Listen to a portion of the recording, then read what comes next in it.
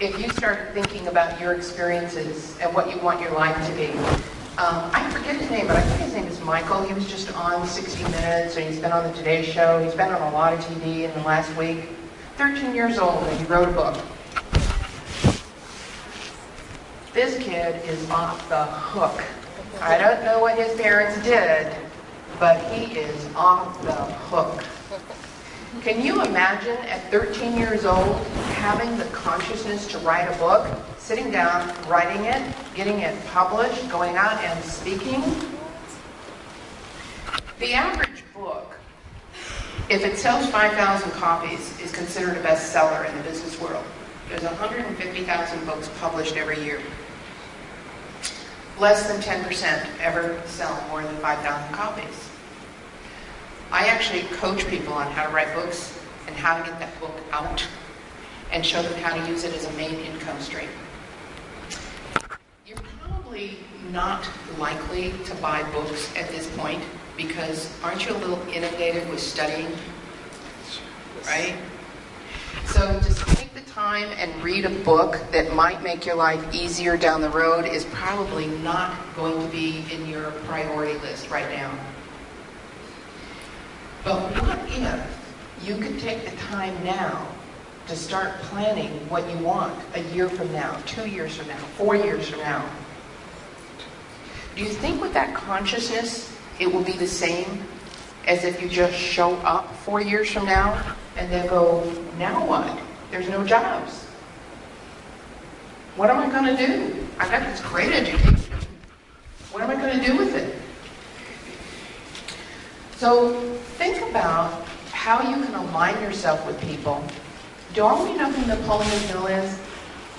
Think and Grow Rich. Have you ever heard that? You should put that on your top of your list. It actually comes in audio now, so you can listen to it in an MP3 file. You can put it on your iPod and listen to it.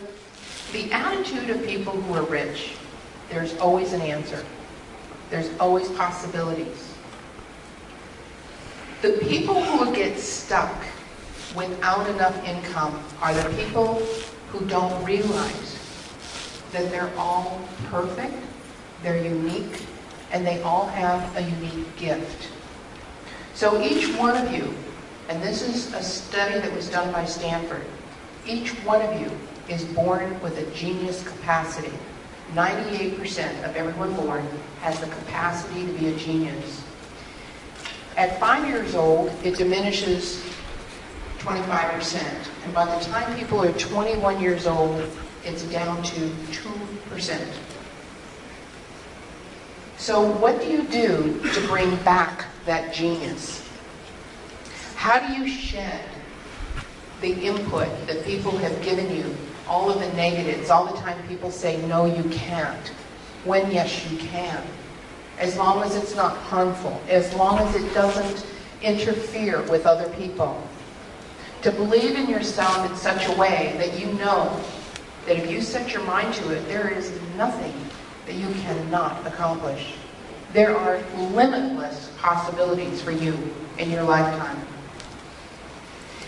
If you were to associate with people who have a lot of money on a regular basis, do you think that they're talking about what isn't? No money? Let me ask you, do you think if somebody came along and just scraped up all the money and hid it away until we decide we're not in a recession anymore? What I heard on the radio this morning was that we're only 40% likely to be in a recession. But they won't know for 10 years. So I choose to create my own reality. I choose to live my life as though business is normal, and I go out and have dinner, and I do all the things that I normally do to support my community. Now that's a whole lot better than living in fear and hoarding what I have. So start thinking about how you want to spend your life. Think about what personality traits you have, and that's what this book is all about. Your personality based on the skills that you have to find the right business to support you better than any job would ever do. It is never too early to start. And what I'd like to really have you think about in the next few weeks, summer's coming up faster than you can imagine. What are you going to do? with your summertime. If you're not going to summer school, you want to start thinking about this is the perfect time to line up your internship. If it's not with a program that's established, I know that the Oakland Chamber even has programs that can help you. There's unlimited number of businesses that would welcome any one of you.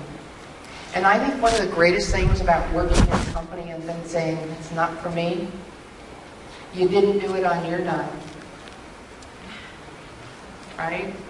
So take the time to think about all the possibilities, and every summer try something new until you find out where your passion is, and maybe even think about starting your own nonprofit.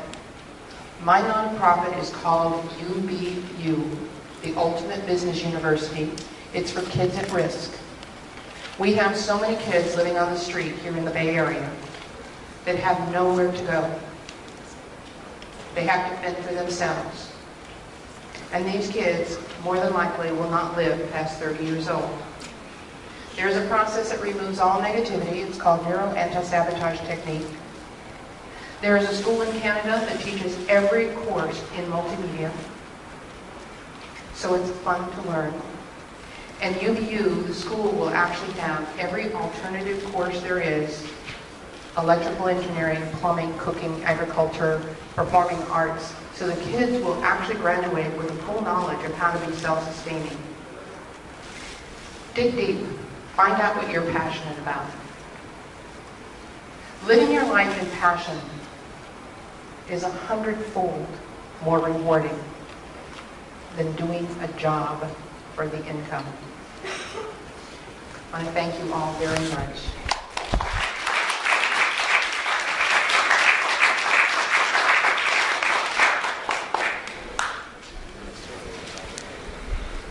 So let's give it up one more time for Ms. Sharon Abbott. And this woman is a legend in the entire area. I know everybody's overloaded with information, but this woman has a great deal of information.